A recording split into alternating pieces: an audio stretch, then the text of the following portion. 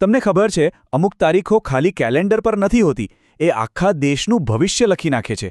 25 ફેબ્રુઆરી બસ એવી જ એક તારીખ છે.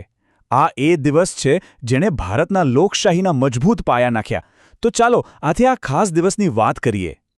તો આ દિવસ આટલો મહત્વનો કેમ છે? જુઓ, આ કોઈ સામાન્ય તારીખ નથી. આ તો એક વચનનો દિવસ છે. એક એવું વચન જે ભારતના દરેક નાગરિકને મળ્યું છે કે આપણે સૌ કોઈ પણ જાતના ડર કે દબાણ વગર આપણું ભવિષ્ય જાતે પસંદ કરી શકીશું. કેવી રીતે? સ્વતંત્ર અને નિષ્પક્ષ ચૂંટણીઓ દ્વારા. હવે આટલું મોટું વચન પૂરું કરવું કંઈ સહેલું નથી, બરાબર ને?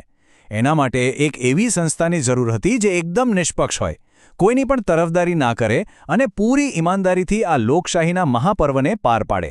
અને બસ આ જ વિચારમાંથી જન્મ થયો ભારતીય ચૂંટણી આયોગનો. તારીખ યાદ રાખજો, 25 ફેબ્રુઆરી 1950. ખબર છે આમાં શું ખાસ છે? આપણું બંધારણ લાગુ થયું એના બરાબર એક દિવસ પહેલાં. બસ એ જ દિવસે આપણા ચૂંટણી આયોગની સ્થાપના થઈ.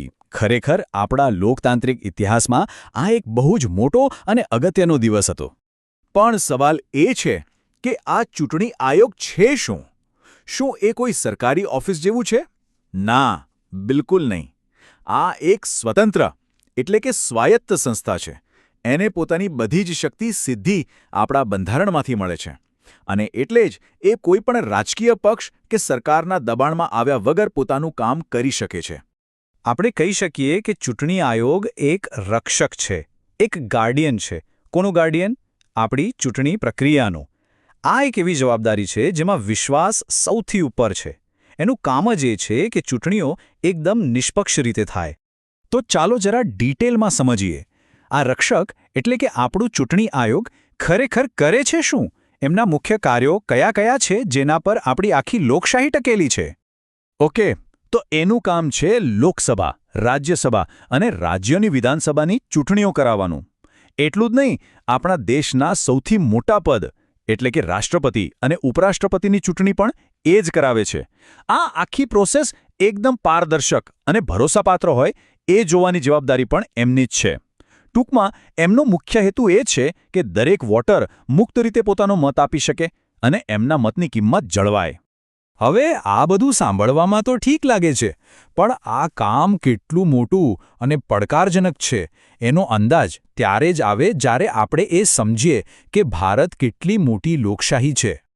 આપણે ગર્વથી કહીએ છીએ કે ભારત દુનિયાનો સૌથી મોટો લોકતાંત્રિક દેશ છે, પણ આ ખાલી કહેવાની વાત નથી. આ એક બહુ મોટી જવાબદારી અને એક પડકાર પણ છે. આટલી મોટી લોકશાહીને જીવંત રાખવી અને એ પણ પૂરી નિષ્પક્ષતા સાથે, એ ખરેખર એક મોટો પડકાર છે. જરા વિચારો, કરોડો મતદારો.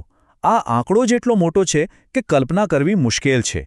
આટલા બધા લોકો માટે એક જ સમયે શાંતિથી અને કોઈપણ ગડબડ વગર ચૂંટણી કરાવવી એ કોઈ જાદુથી ઓછું નથી. અને આપણું ચૂંટણી આયોગ આ જાદુ દાયકાઓથી સફળતાપૂર્વક કરતું આવ્યું છે. અને જુઓ, સમય સાથે બધું બદલાય છે. પડકારો પણ નવા આવે છે. પણ ચૂંટણી આયોગે હંમેશા સમય સાથે કદમ મિલાવ્યા છે. મતદાર યાદીમાં સુધારા કરવા, પછી ઈવીએમ જેવી ટેકનોલોજી લાવીને ચૂંટણીને વધુ ઝડપી અને પારદર્શક બનાવી. અને હા, લોકોને મતદાન માટે જાગૃત કરવા માટે સતત કેમ્પેઇન પણ ચલાવ્યા છે. તો ચૂંટણી આયોગ તો પોતાનું કામ ખૂબ સારી રીતે કરી રહ્યું છે.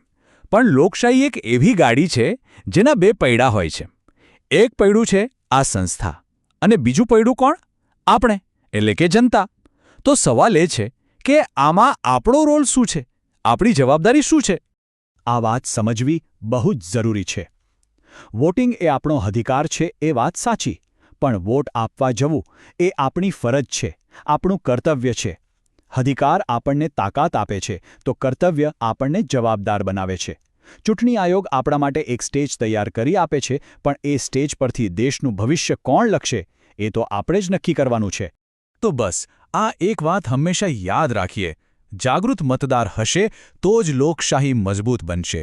આપણો માત્ર એક મત, આપણો એક સાચો નિર્ણય આખા દેશની લોકશાહીને તાકાત આપે છે.